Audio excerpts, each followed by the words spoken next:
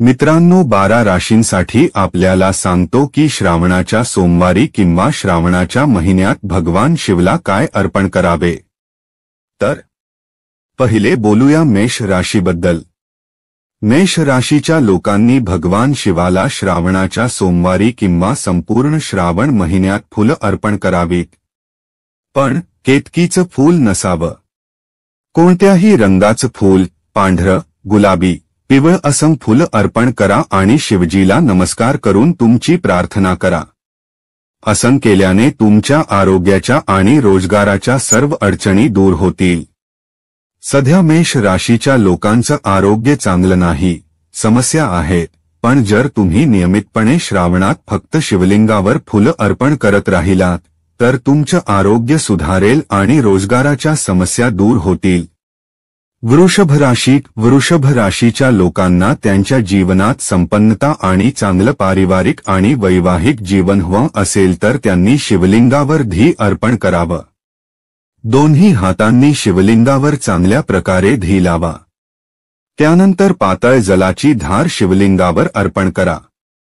घी अर्पण केल्यानंतर असं केल्याने तुम्हाला संपन्नता, धन, वैभव आणि समृद्धी मिळेल।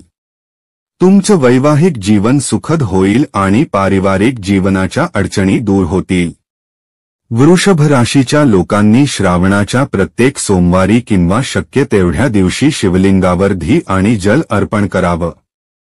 मिथुन राशीचे लोक श्रावणात शिवलिंगावर बेलपत्र अर्पण करावेत। त्रिगुणाकाम त्रिनेत्रम स्त्रिया युध त्रिजन्मम पापसारम एक बिल्वम शिवार्पित मंत्र म्हणून बेलपत्र अर्पण करा। कमीत कमी 3 किंवा 9 बेलपत्र रोज शिवलिंगावर अर्पण करा। त्यानंतर जल अर्पण करा। श्रावणाच्या प्रत्येक सोमवारी जल आणि बेलपत्र शिवलिंगावर अर्पण करा। असं केल्याने तुमच्या करिअरच्या अडचणी दूर होतील आणि संतानाच्या जीवनाबद्दलच्या समस्याही दूर होतील। मिथुन राशीचे लोक संतानाच्या आणि करिअरच्या समस्यांमध्ये आहेत।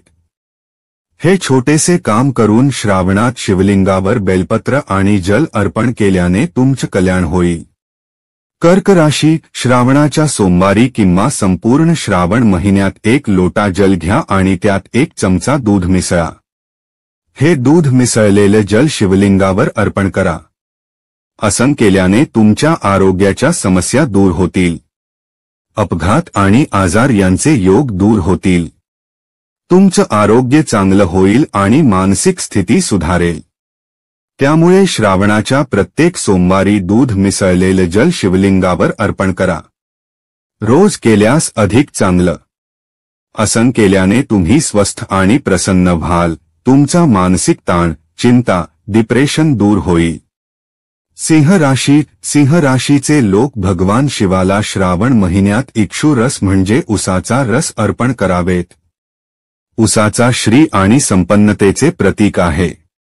उसाचा रस पूजा उपासनेत अत्यंत पवित्र मानला जातो। सिंह राशीचे लोक उसाचा रस आणि त्यानंतर जल शिवलिंगावर अर्पण करावेत। श्रावणात रोज नाही तर प्रत्येक सोमवारी हे करावं। असं केल्याने संपन्नता, प्रॉस्पेरिटी आणि संतान प्राप्ती होईल।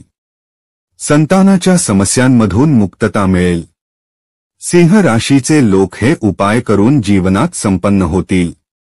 कन्या राशीचे लोक श्रावण महिन्यात शिवलिंगावर भांग आणि धुरा अर्पण करावे। रोज शक्य असल्यास रोज, नसेल तर श्रावणाच्या प्रत्येक सोमवारी शिवलिंगावर भांग आणि धुरा अर्पण करा। असं केल्याने ताण कमी होईल, बेवजहच्या चिंतांमधून मुक्तता मिळेल। जीवनात स्थिरता येईल। तुला राशीचे लोक श्रावण महिन्यात शिवलिंगावर इत्र किंवा सुगंध अर्पण करावे। त्यानंतर जल चढवावं। रोज चंदन किंवा गुलाबाचा इत्र अर्पण करा, नसेल तर प्रत्येक सोमवारी। केवड्याचा सुगंध शिवलिंगावर अर्पण करू नका। चंदन किंवा गुलाबाचा इत्र अर्पण करा आणि त्यानंतर जल चढवा। असं केल्याने तुमचं विवाह आणि वैवाहिक जीवन सुरळीत होईल। नोकरीच्या अडचणी दूर होतील। वृश्चिक राशीचे लोक श्रावण महिन्यात शिवलिंगावर अबीर आणि गुलाल अर्पण करावेत। रोज नाही तरी प्रत्येक सोमवारी. असं केल्याने विवाद, मुकदमेबाजी, तणाव दूर होईल. बेवजहच्या चिंतांमधून मुक्तता मिळेल. धनु राशीचे लोक संध्याकाळी प्रदोष काळात शिव मंदिरात जाऊन घीचा दीपक लावावेत आणि आरती करावी. रोज नाही तर प्रत्येक सोमवारी. 7:30च्या अडचणी दूर होतील. दीपक लावणे आणि आरती केल्याने तुम्हाला लाभ होईल. मकर राशीचे लोक श्रावण महिन्यात जलात काळे तीळ मिसळून शिवलिंगावर अर्पण करावेत. रोज नाही तर प्रत्येक सोमवारी. संतान, वैवाहिक समस्या, मानसिक चिंता दूर होईल. 7:30चा प्रभाव कमी होईल. कुंभ राशीचे लोक श्रावण महिन्यात जल आणि बेलपत्र अर्पण करावेत. कमीत कमी 3 किंवा 9 बेलपत्र आणि त्यानंतर जल अर्पण करा. रोज नाही तर प्रत्येक सोमवारी. मानसिक शांती मिळेल, तणाव दूर होईल. मीन राशीचे लोक श्रावण महिन्यात चंदन अर्पण करावेत. रोज नाही तर प्रत्येक सोमवारी. सफेद चंदन घिसून दोन्ही हातांनी शिवलिंगावर लावा. जल चढवा. असं केल्याने आरोग्य उत्तम राहील, धनाची समस्या दूर होईल. हर हर महादेव.